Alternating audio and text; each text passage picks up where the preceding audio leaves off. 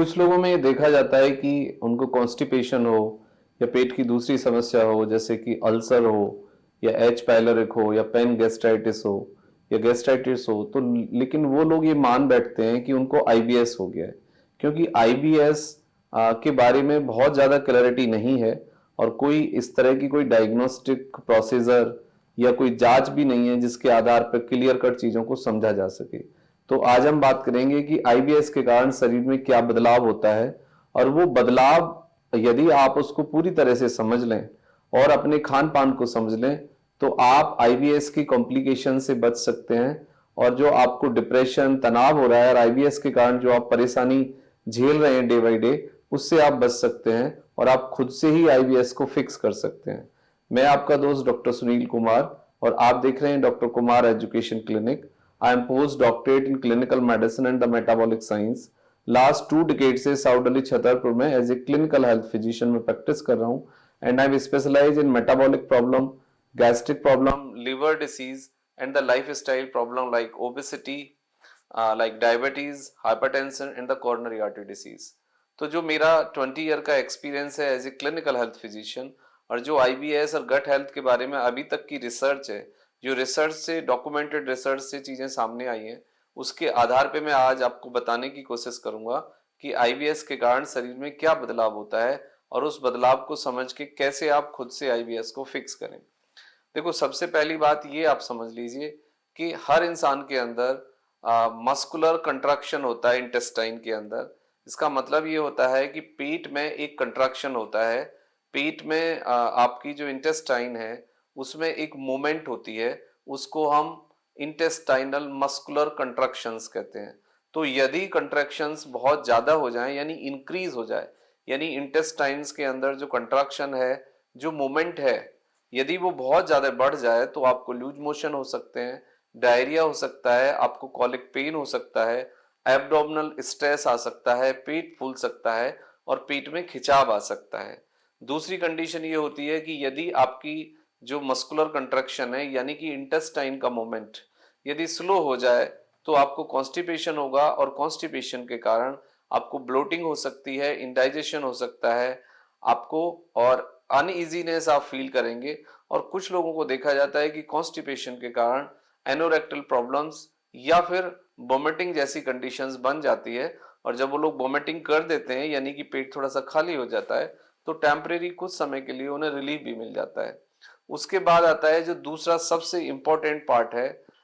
Food hyper sensitivity, जिसको हम visceral hyper sensitivity भी कहते हैं। यानी कि जो फूड के द्वारा ट्रिगर डेवलप होता है, यानी कि इस तरह का कोई फूड जो आप डाइजेस्ट नहीं कर पाते अच्छे से, जिससे कि इंडाइजेशन या ट्रिगर या एबनॉर्मल कंडीशन डेवलप होती है, उसके कारण आपको इंटेस्टाइनल वीकनेस आ सकती है, जीआई मोटिलिटी आपकी प्रभावित होगी, आपको पेन आ सकता है,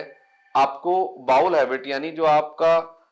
मतलब स्टूल पास करने का तरीका है, वो बदल सकता है। यानी कि फूड जो सेंसिटिविटी होती है, या जो फूड ट्रिगर होता है, वो नॉर्मल इंसान से आईबीएस वाले पेशेंट में डबल या ट्रिपल होता है। यानी कि दूसरे इंसान को हो सकता है कि एग, नॉनवेज या फिर गेहूं से या दालों से या कोई भी ऐसा फूड जो आपको ट्रिगर करता है या इंडाइजेशन ब्लोटिंग पैदा करता है या कॉन्स्टिपेशन पैदा करता है, एक नॉर्मल आदमी में जितना प्रॉब्लम क्रिएट करता है, वो उससे आपको डबल या ट्रिपल प्रॉब्लम होगी, जिसको हम visceral hyper sensitivity, food trigger या फूड टॉलरेंस या फूड इंडाइजेशन भी समझ सकते हैं।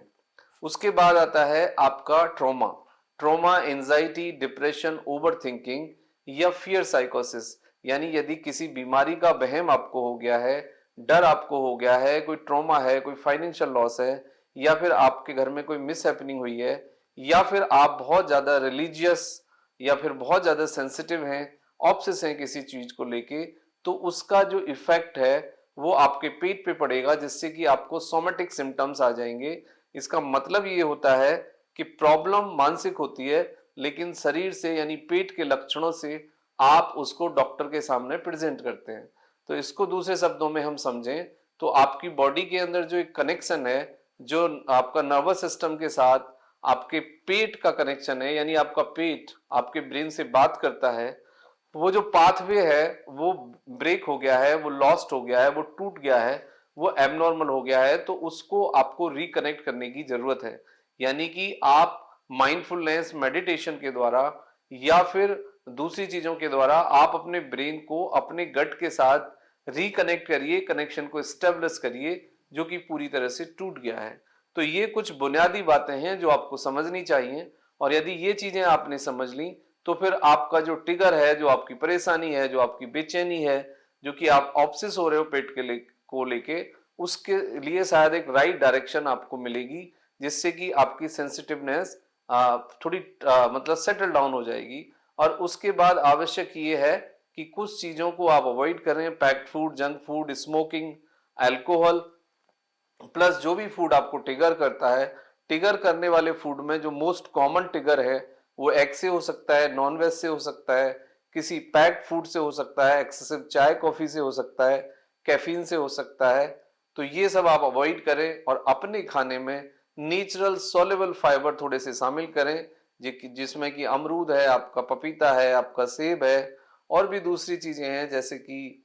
ओट्स मील है, हनी ओट्स आप ले सकते हैं। तो ये सब चीजें आपको मदद करेंगी। Food on time, proper sleep and mindfulness के साथ आप जाएं। फाइबर फूड को सही, राइट फाइबर फूड अपने लिए चुने। तो इससे आपको आईबीएस के सिम्टम्स में और आईबीएस को मैनेज करने में काफी हद तक मदद मिलेगी। यदि उसके बावजूद भी आपको कोई तकलीफ बनी रहती है, कोई सेकंड ओपिनियन चाहिए, यदि आपको आपको कोई डायग्नोसिस क्लियर कट नहीं बन पा रहा है और कोई आपको राइट डायरेक्शन नहीं मिल रही है, तो आप हमें व्हाट्सएप मैसेज कर सकते हैं फॉर काउंसलिंग एंड कंसल्टेशन। हम ट्राई करेंगे कि आपकी मदद कर पाए। Thank you very much and take care yourself.